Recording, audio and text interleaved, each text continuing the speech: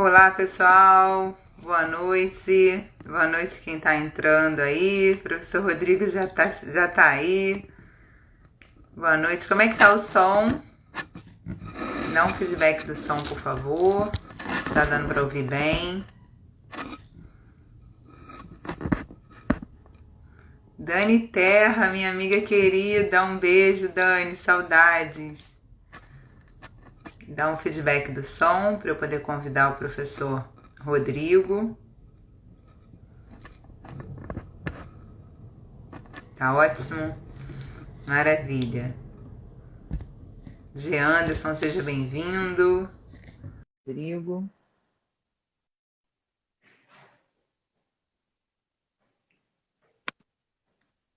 Oi, Rodrigo, boa noite. Tá me ouvindo Boa noite, bem? Vanessa. Tudo bem? Graças, tudo bem aqui. Te escuto normalmente. Você me escuta? Que ótimo, muito bem, que bom. Uma honra estar falando aqui com você. Quanto tempo? Verdade. A honra é toda minha, né? Ah, Prazer imagina, estar aqui com você. eu que Acho agradeço. que nos encontramos em Maceió ali, eu acho que em 2000 e, sei lá, 2005, 2006, 5, por aí, 2006, por deve aí, ter eu acho, sido. né? Muito Muito bacana a tempo, gente né? poder, muito tempo depois a gente poder estar juntos aqui, né? Muito Com bacana. certeza, uma grande honra.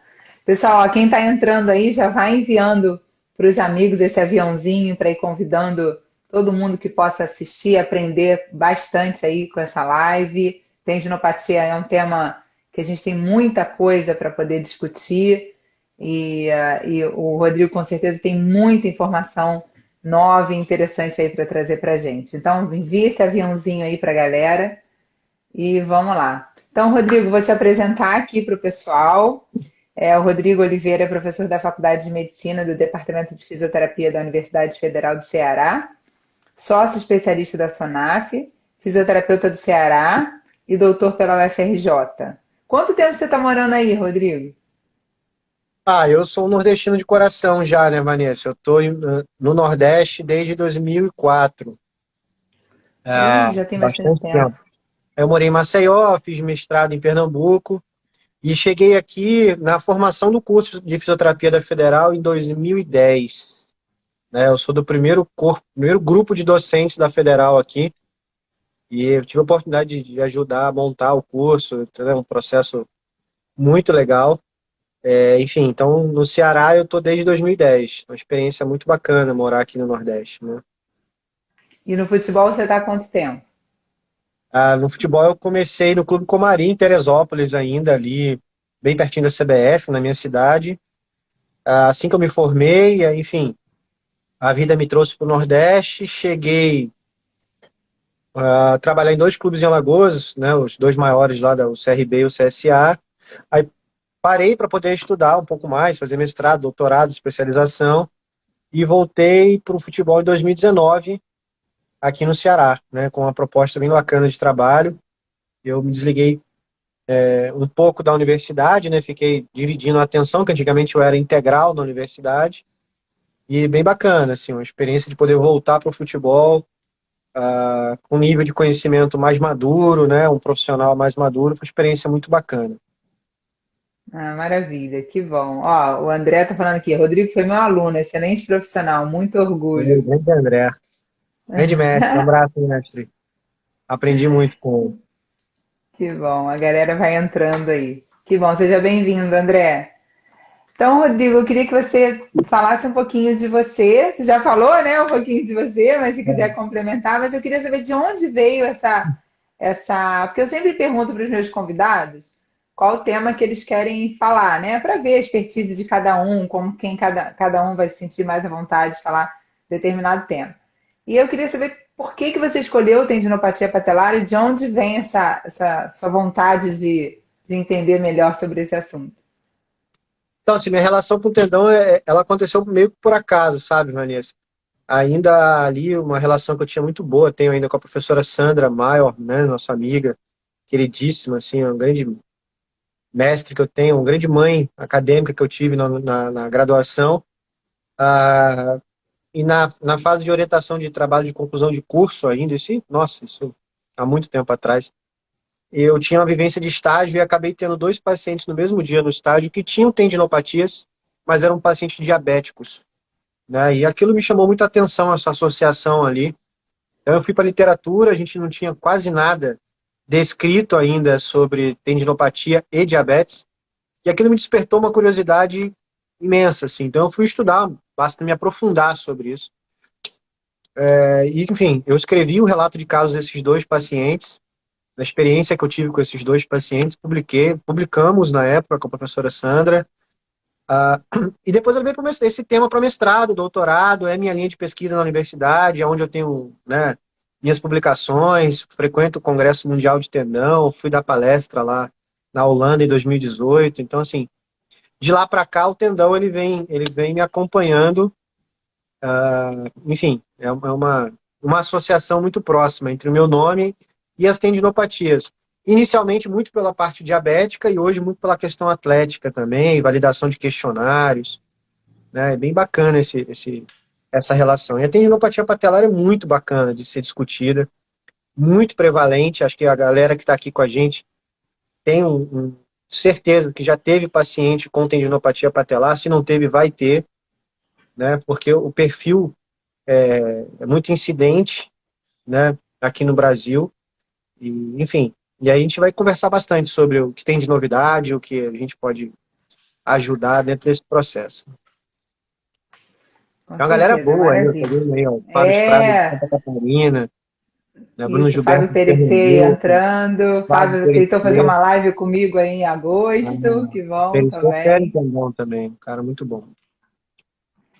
Então, Rodrigo, a forma de recuperar um tendão mudou completamente, né? Então, eu me formei em 98, a forma que a gente tinha de recuperar um tendão era uma forma muito precária, vamos dizer assim, mas era o que a gente sabia na época, era o que a gente tinha, e isso vem mudando de uma forma, assim, muito intensa de um tempo para cá. Arthur, um beijo, vamos estar juntos aqui na semana que vem, O Artuzão é um irmão se que eu Deus tenho, quiser. veio aqui no Nordeste várias vezes, aqui dar aula com a gente.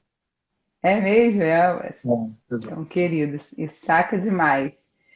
Então, eu queria que você falasse um pouco sobre isso, assim, o que vem mudando ao longo da fisioterapia em relação ao tendão, e aí dentro disso você falasse quais são as principais causas da tendinopatia patelar, já que é o nosso tema.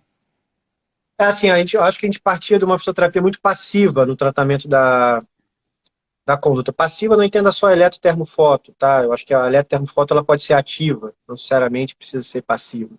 Mas a gente tratava muito tempo em maca e pouco tempo com exercício e eletroestimulação, enfim, com exercício realmente, que é o foco do processo terapêutico, nós vamos chegar lá.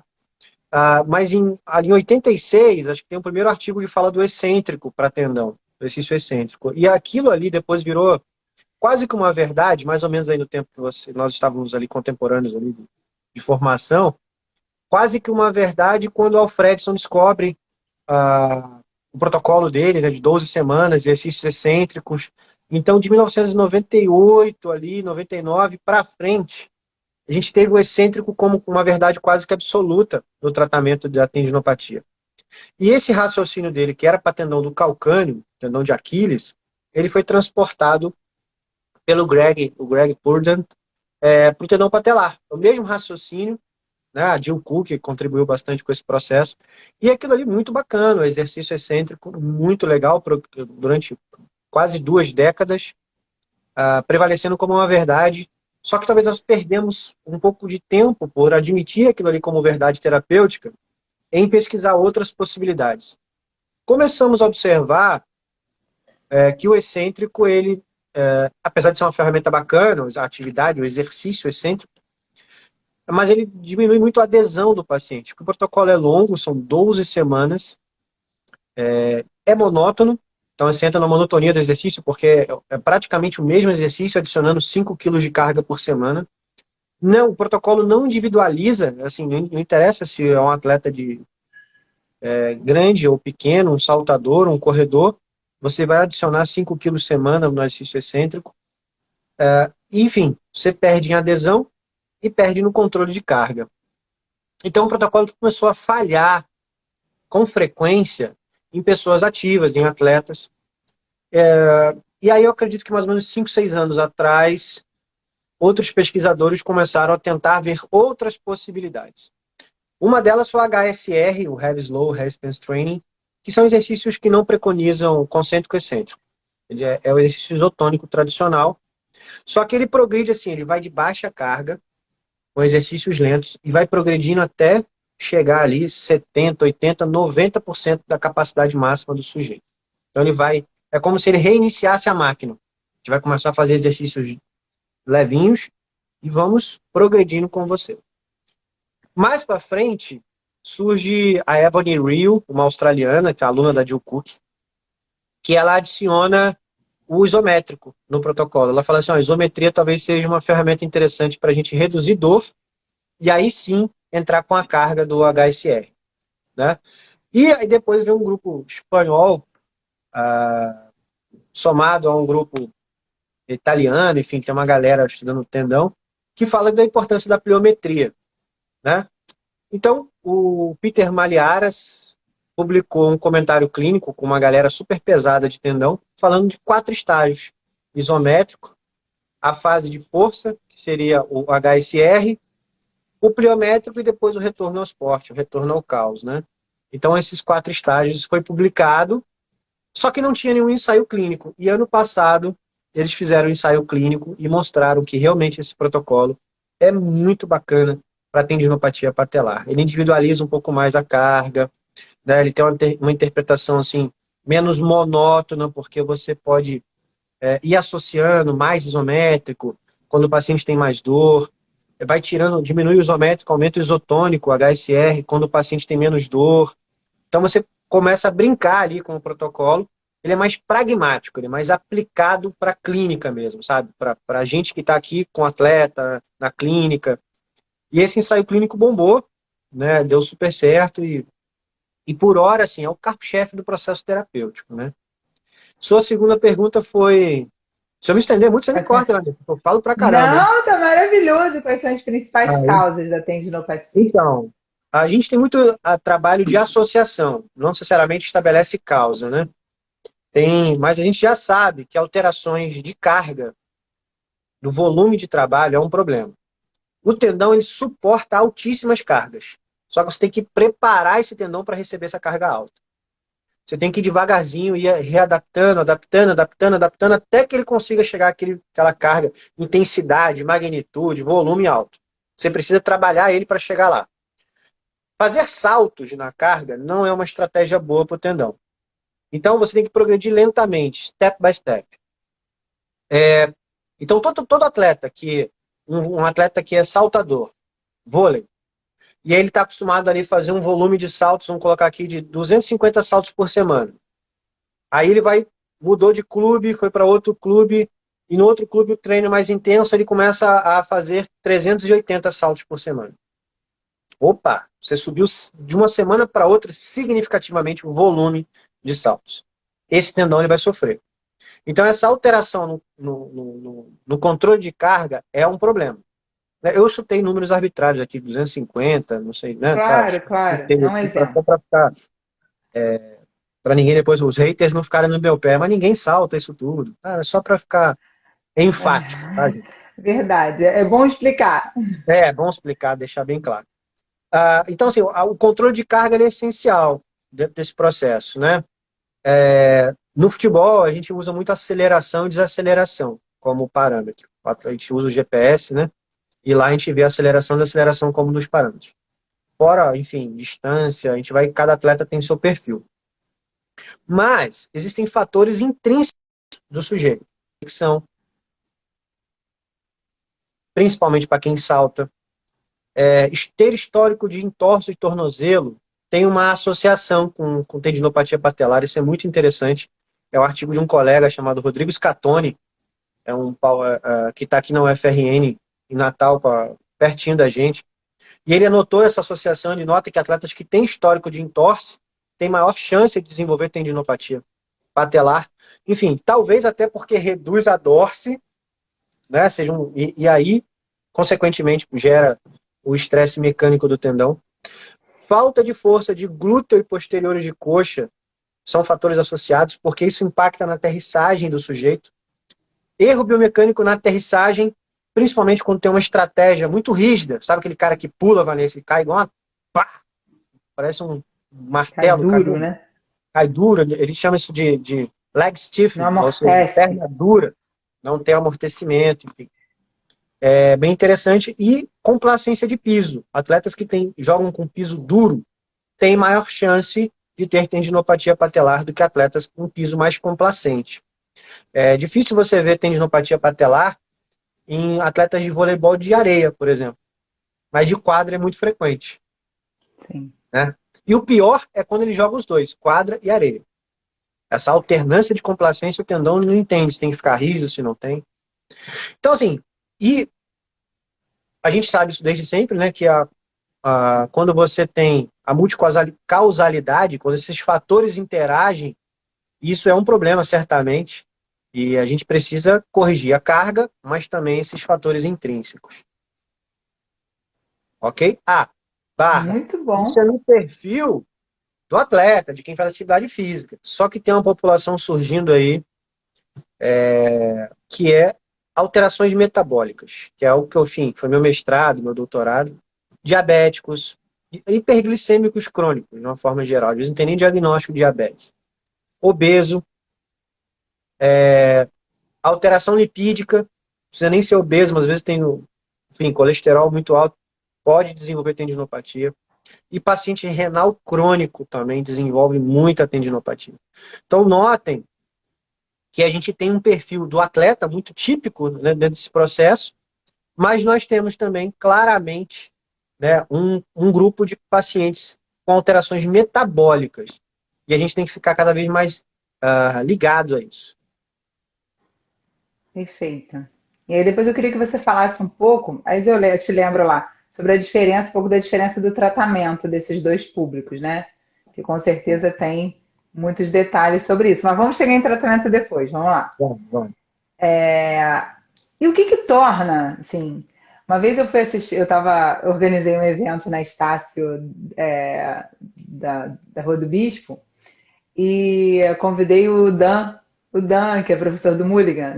E aí o Dan foi falar sobre, na época, epicondilite lateral. Hoje em dia o nome já mudou, né? Epicondilalgia e tal, mas na época era epicondilite lateral. E ele falou que, para ele, professora Sandra, um beijo. Você que fez esse encontro acontecer. Um beijo grande para Falei de você. você aqui. Obrigada.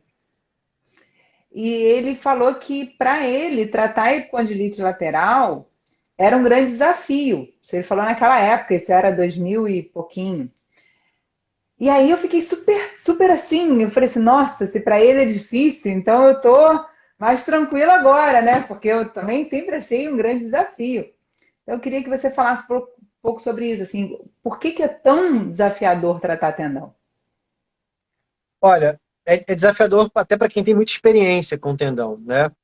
Eu fiz um trabalho com a Luciana De Michelis, um aluno de mestrado nosso, Paulo. Nós investigamos o quanto que a gente toma, o brasileiro, especializado em músculo esquelética de uma forma geral, se ele toma a decisão de maneira correta para tendinopatia. Se a gente levar ao pé da letra, assim, a evidência científica, só 3,3% de nós, especialistas, tomamos decisão puramente científica, assim. Aderimos piamente, assim, ao que é necessário para o paciente.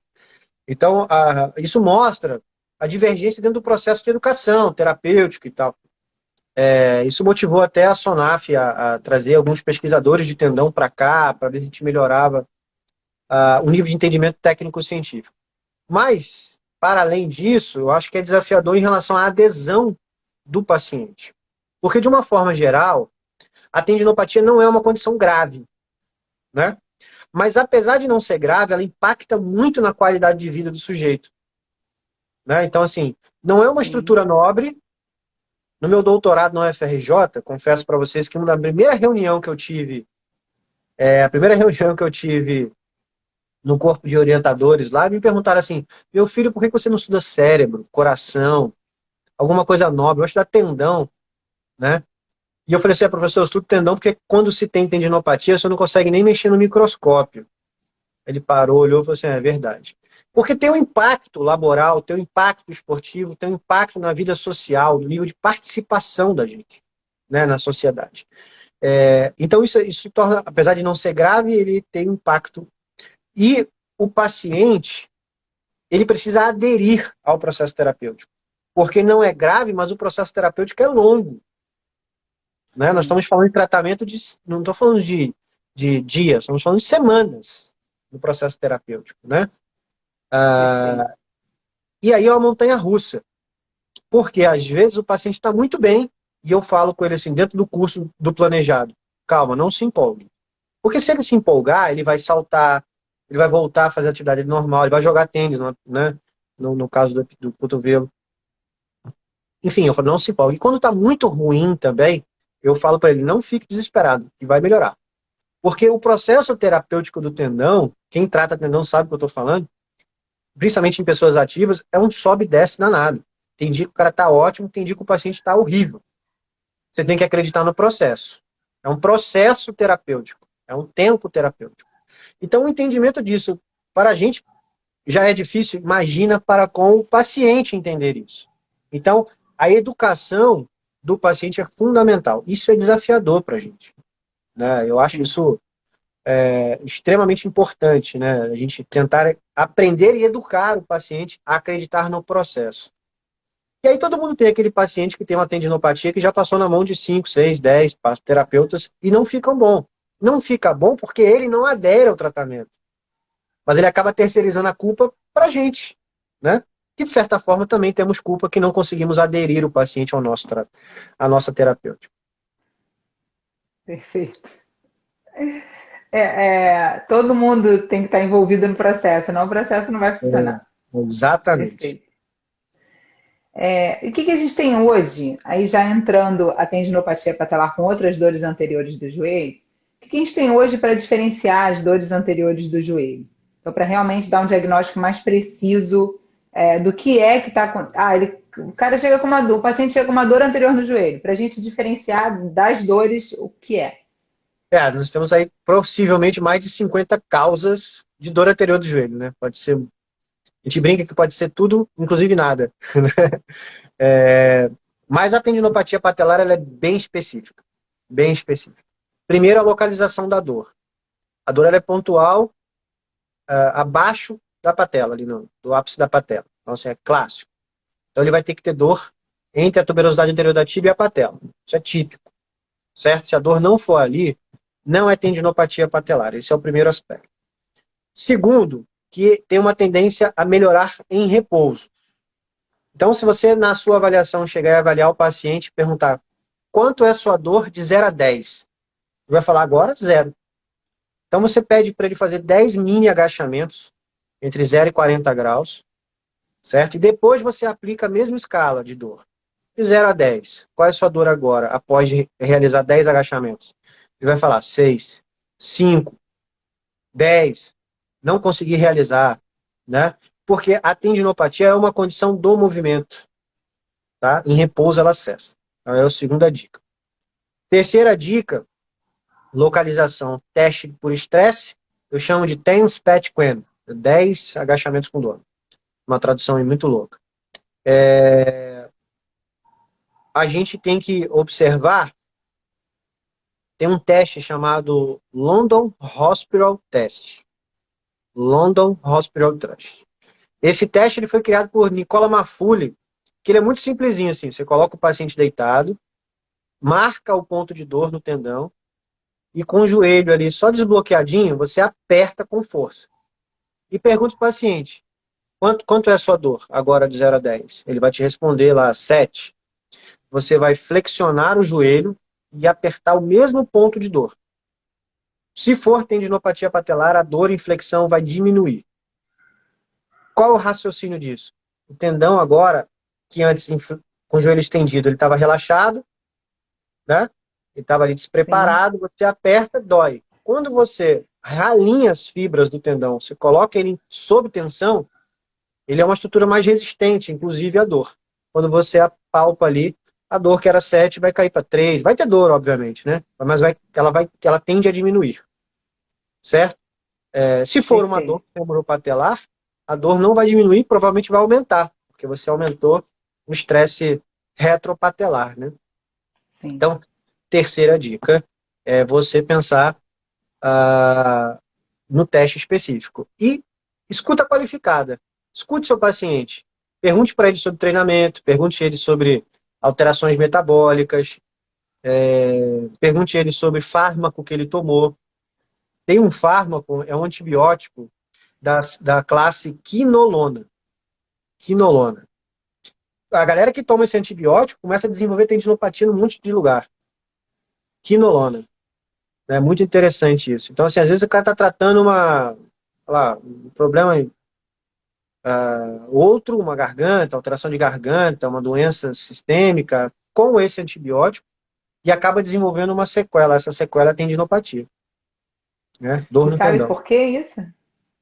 Ali tem uma afinidade, uma glicação ali, o fármaco, e acaba irritando o tecido conjuntivo e, enfim, principalmente nas pessoas mais ativas. Então, isso às vezes passa desapercebido. Eu já tive um colega em São Paulo, uma vez me ligou para perguntar, cara, estou com um paciente.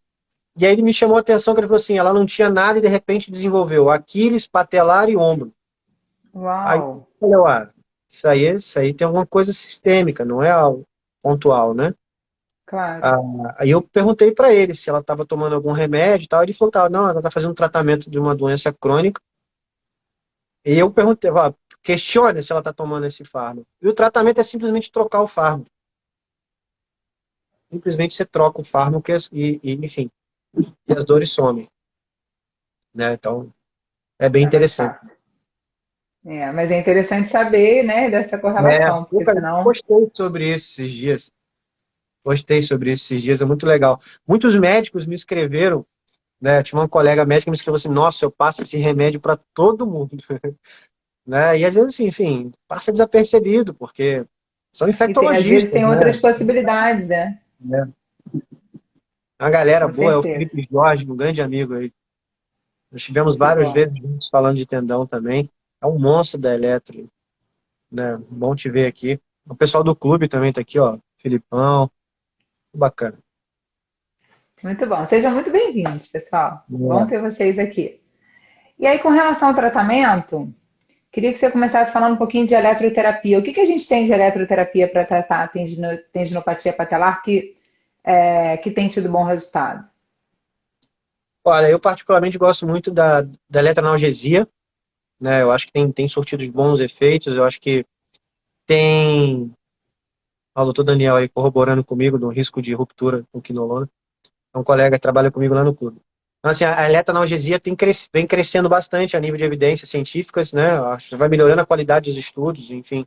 Sobretudo quando se usa a agulha associada à eletroacupuntura, né? Então, assim, alguns guidelines mais novos, alguns estudos já começam a mostrar que a associação da eletro com a agulha é uma boa ferramenta. Enfim, sem, assim, gente, não precisa ser aquela, né, chique que o cara inventou. Não, ela é agulhazinha simples mesmo, com seu equipamento dá super certo. Eu acho que isso é promissor. Quando você analisa o laser no ponto de vista da estrutura, o laser é uma boa ferramenta, porque o laser ele está ali normalmente por uma questão estrutural. Você quer melhorar a qualidade do tecido do tendão, né? Mas, Sim. enfim, isso é legal, mas não tem impactado tanto, né, em respostas clínicas como dor e função, certo? O laser. Então essas são duas ferramentas assim que eu uso bastante. Quando a gente trata com exercício e aquele paciente ele não melhora, que a gente chama de paciente borderline, né, ele está ali muito próximo das linhas do acaso, e a onda de choque pode ser uma tentativa, terapia por onda de choque, né? Funciona melhor para alguns tendões, mas nós estamos falando especificamente aqui nós estamos falando aqui especificamente do tendão patelar, então assim, o tendão patelar ele não é uma linha primária terapêutica, talvez para outros tendões ele pode ser uma linha mais próxima da primária, mas a onda de choque é uma estratégia interessante também, tá? Então assim, eletroanalgesia, nós temos o laser, temos a onda de choque, e eu associo muito o exercício à eletroestimulação, né? Eu gosto bastante de fazer o exercício com a eletroestimulação sobretudo na fase inicial dos exercícios. Eu acho que a gente consegue uma despolarização melhor das membranas musculares, sabe? Isso agrega bastante do desenvolvimento de força, e se o atleta é forte, o tendão progride também para ser mais forte. Então, Das seria exercícios de uma estimulações que a gente tem, qual que você prefere? A corrente russa, a Aussie, fez, qual que você prefere? eu uso muito a russa, sabe? Eu acho que eu aprendi, quem me ensinou a usar, eu acho que foi até enfim, não vou fazer injustiça, não vou citar quem me ensinou a usar, porque posso estar errado. Mas eu tive uma formação muito para a Rússia, sabe? É experiência minha mesmo, do terapeuta, tenho a preferência de utilizar a russa. Eu sou daquela linha que usa a russa, sabe? No limite do paciente, quando ele fala, "Ai", né? É ali que tá bom. E, enfim, quando associa. Meu público também é muito bruto, né? Muito forte, muito resiliente. Então eu tenho uma tendência a usar a A russa. russa. É, Mas assim, a também alça gosto mais. funcionaria. A alça também acho que funcionaria de uma forma bem Sim. parecida, não teria problema. Uhum. E fora, só complementando aí essa parte antes da gente entrar no exercício, em relação à crioterapia, em relação ao calor, você usa alguma coisa? Em Já, algum momento você usa algum dos dois? o frio só se tiver. Quase nunca. Quase nunca.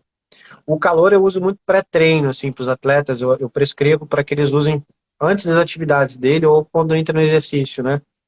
Uhum. Enfim, hoje eu vivo na Disney, né, da fisioterapia, porque a gente tem equipamentos, né, muito chiques hoje para fazer calor, TK, né, conhecido no sul como TECA, né? Que é bacana, assim, por Sim. indução, muito, muito legal. Nós temos hoje a Med4, que é um equipamento, é tipo um game, só que ele esquenta, né? Imenso, assim, negócio, pô, você coloca lá a temperatura que você quer, compressão, bota wrap lá na perna dele.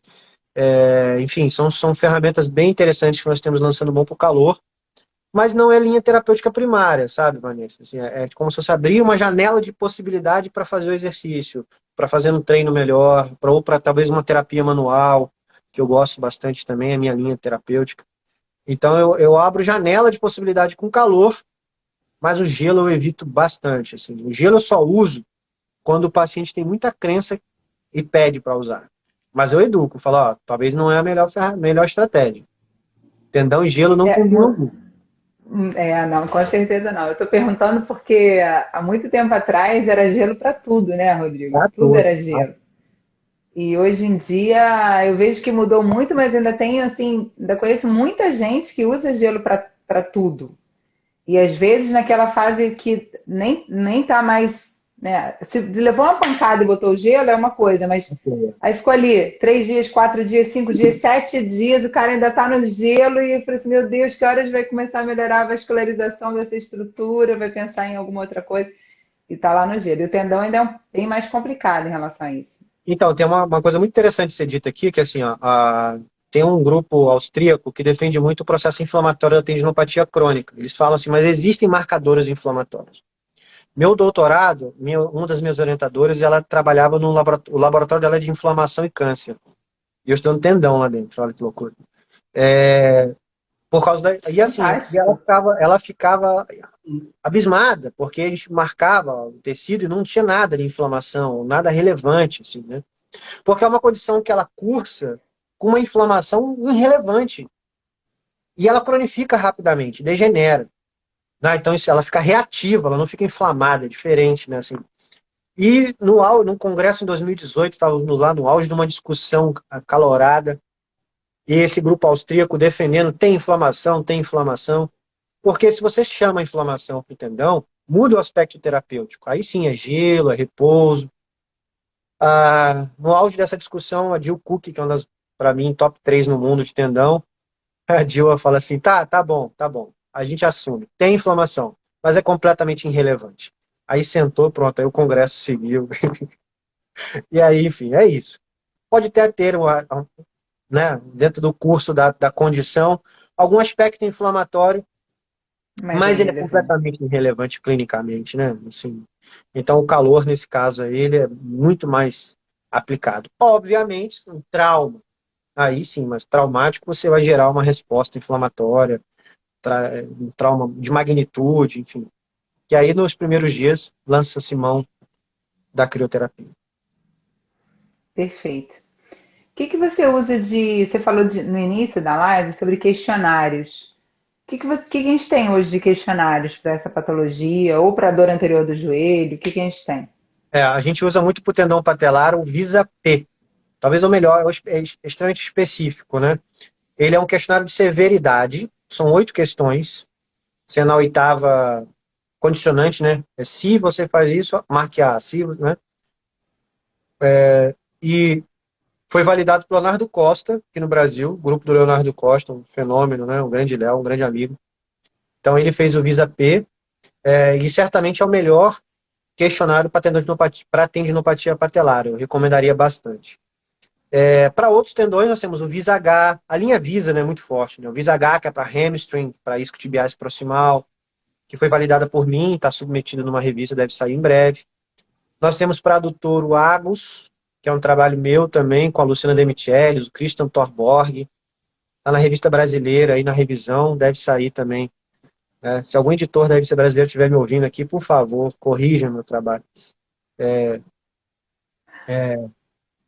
Bem, tomara que chegue nele isso, né? Vai chegar, tenho certeza.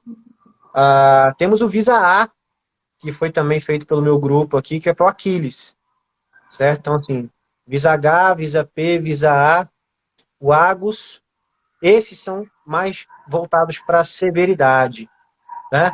Mas, enfim, você pode lançar mão de outros questionários inespecíficos, de joelho, LEFS, que é para membro inferior, tá bom? Sim. E o bacana é que eu criei um aplicativo aqui na universidade com o meu grupo chamado Physical Therapy Questionnaire.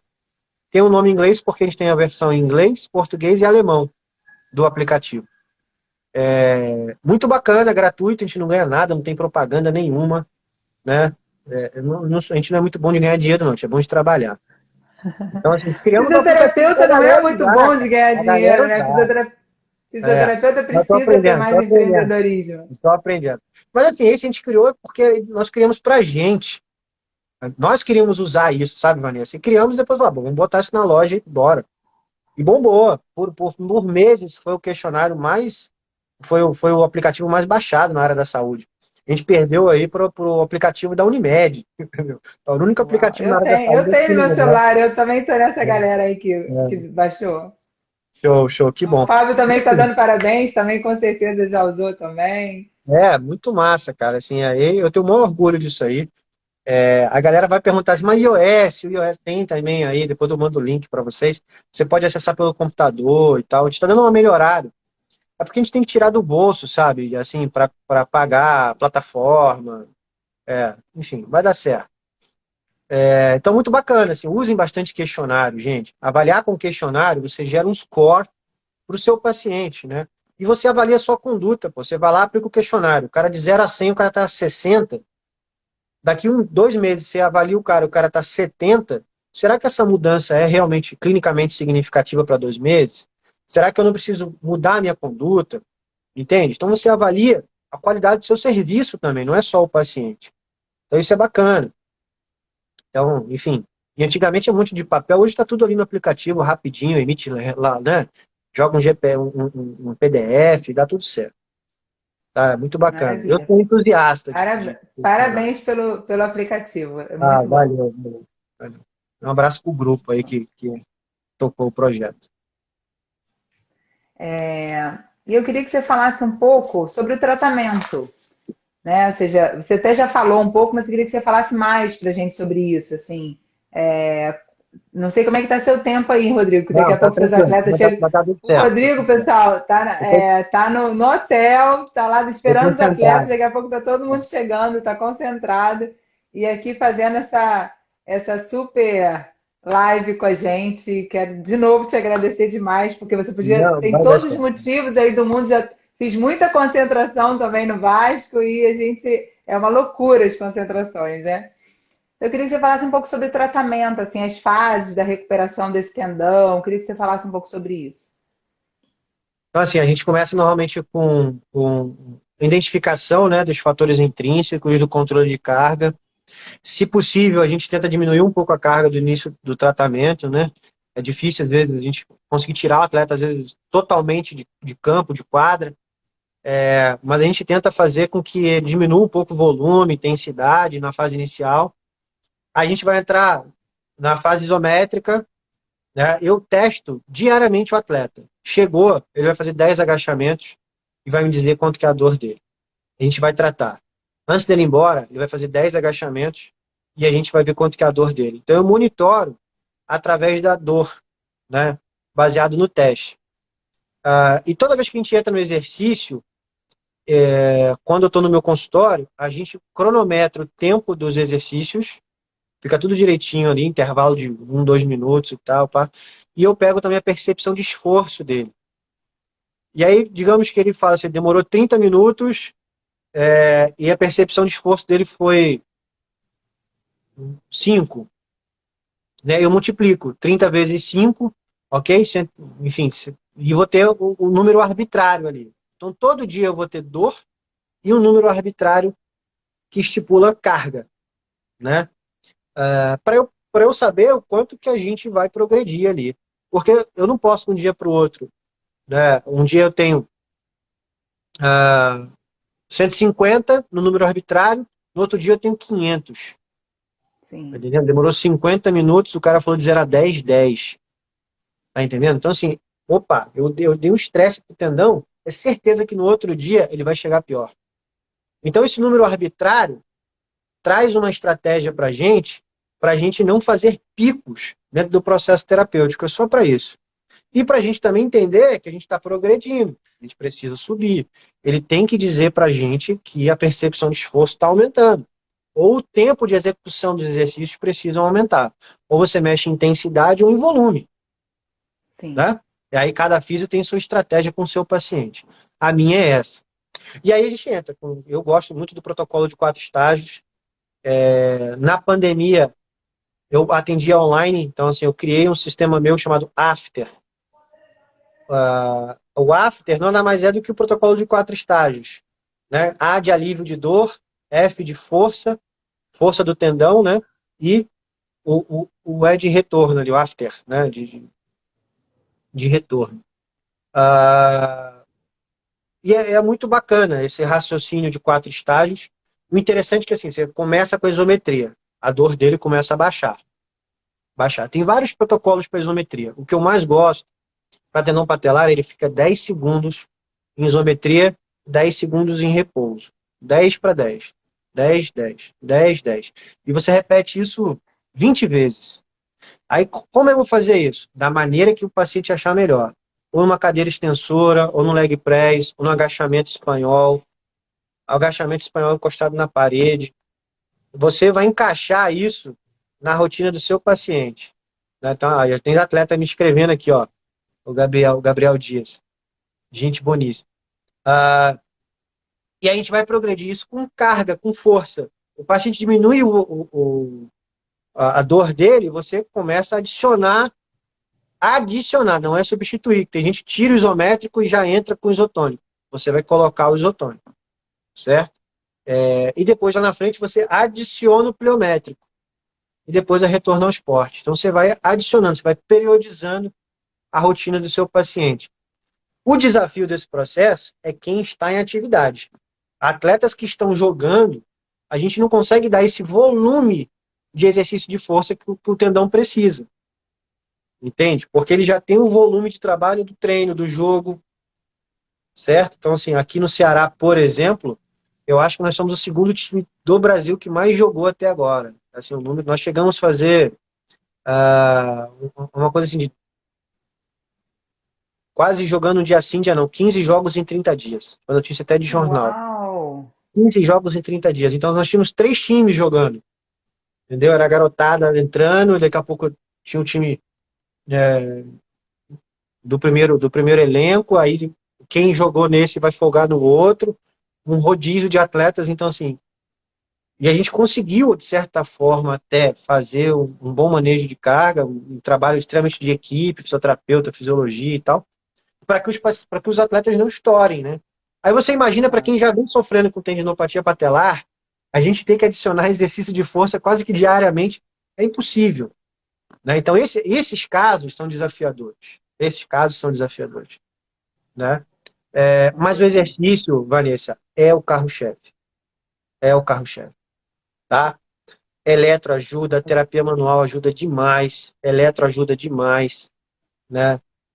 Mas a condição sine qua non do paciente evoluir é o trabalho de força. Perfeito. E como é que a gente evita a recidiva dos sintomas tendinosos? Qual é a sua... Você tem alguma dica aí para dar para a galera? Você já Pô, falou assim, várias coisas, né? Sobre é, manejo de carga, várias coisas. é. Eu acho que uma vez que você desenvolve uma tendinopatia, se ela for severa, o tendão, a estrutura nunca mais vai ser igual. Nunca mais ela vai retornar ao estado ótimo dela.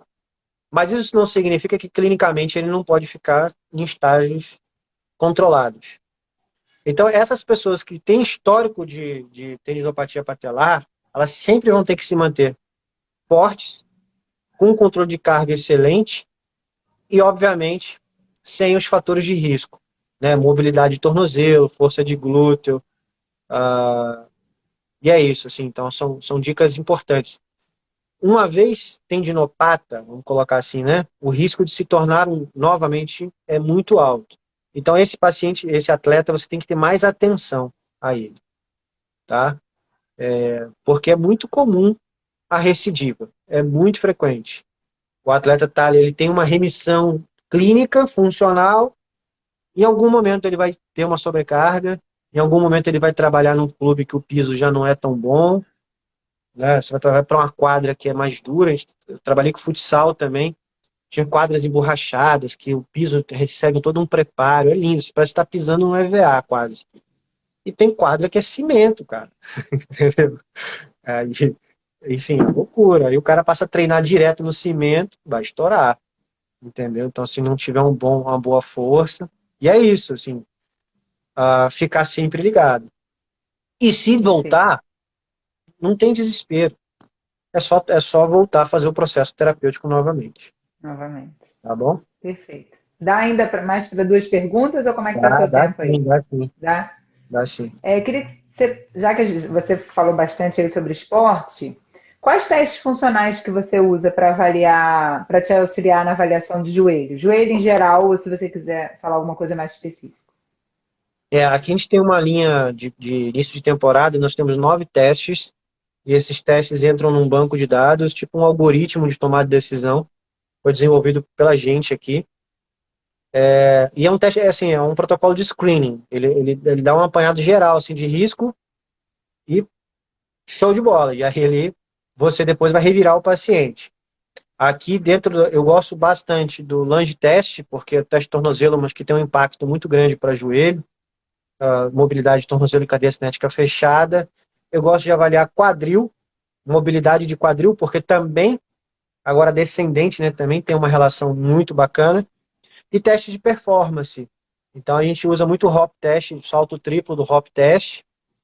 E, enfim, tendo alguma coisa que nos chama atenção, a gente tem o Kineo ou o isocinético disponíveis. E aí sim a gente vai para os estudos mais biomecânicos, assim, mais rebuscados, de força e tal. Mas por hora, para joelho, assim, eu acho que esses 3 testes seriam muito bons para a gente.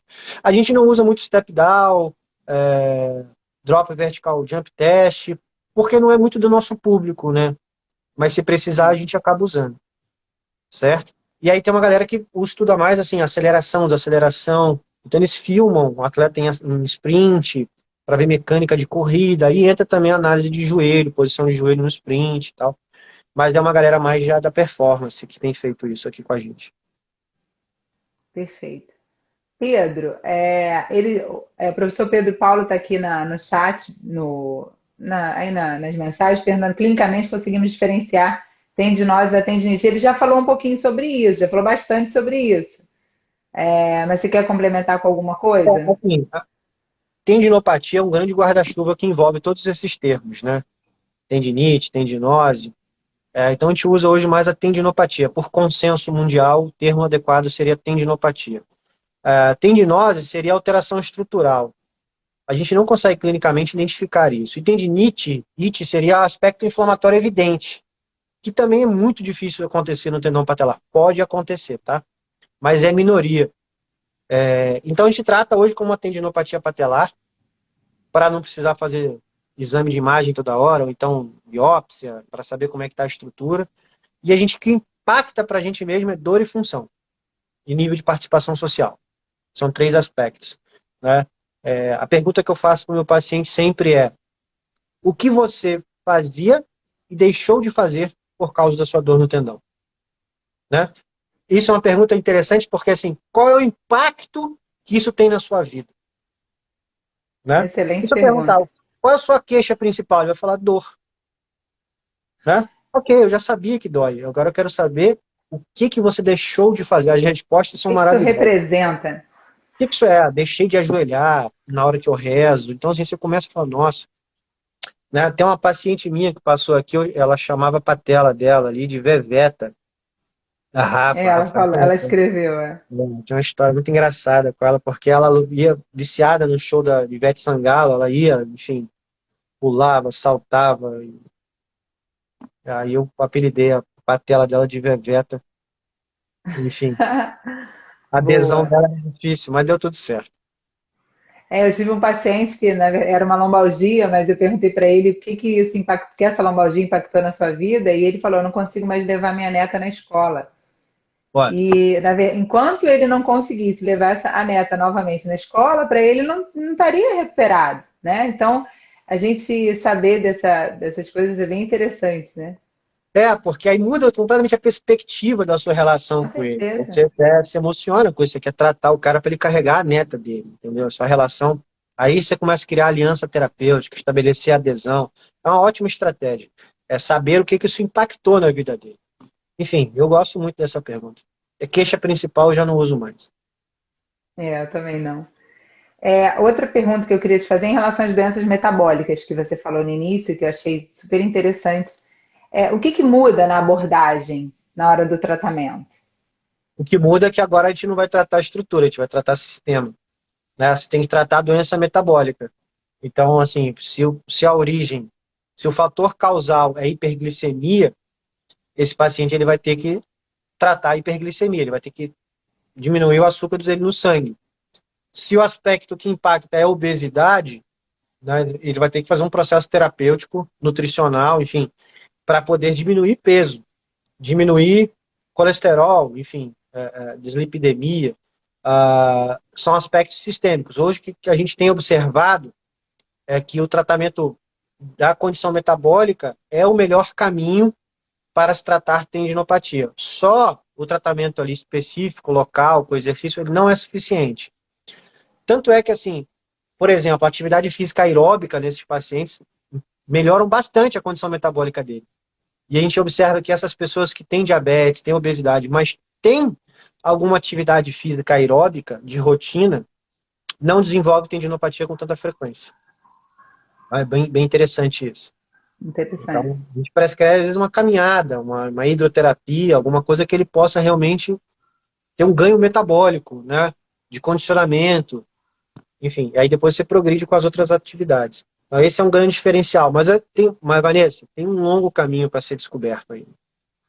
Tem Sim. uma grande pesquisadora, enfim, a Marcela Medeiros, ela vem estudando qual é a relação disso, né? Assim, porque você tem um paciente que é atleta e tem alteração metabólica.